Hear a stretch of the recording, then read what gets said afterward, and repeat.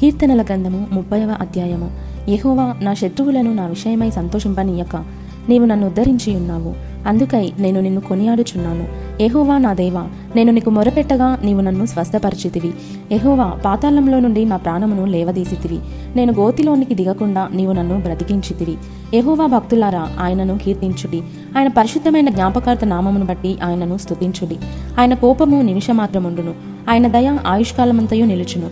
సాయంకాలమున ఏడ్పు వచ్చి రాత్రి ఉండినను ఉదయమున సంతోషము కలుగును. నేనెన్నడూ కదలనని నా క్షేమకాలమున అనుకుంటుని. యెహోవా, దయగలిగి నీవే నా పర్వతమును స్థిరపరిచితివి. నీ ముఖమును నీవు దాచుకొనినప్పుడు నేను కలత చెందితిని. యెహోవా, నీకే మొరపెట్టితిని, నా ప్రభువును బతిమాలుకొంటిని. నేను గోతిలోనికి దిగిన ఎడల నా ప్రాణము వలన ఏమి లాభము? మన్ను నిన్ను స్తుతించునా? నీ సత్యమును గూర్చి అది వివరించునా? యెహోవా, ఆలకింపుము, నన్ను కరుణింపుము. యెహోవా, నాకు సహాయుడవై ఉండుము. నా ప్రాణము మౌనముగా నుండక నిన్ను కీర్తించినట్లు నా అంగలార్పును నీవు నాట్యముగా మార్చియున్నావు. నీవు నా గోనెపట్ట విడిపించి సంతోష వస్త్రము నన్ను ధరింపజేసి ఉన్నావు. యెహోవా నా దేవా, నిత్యము నేను నిన్ను స్తుతించేదను.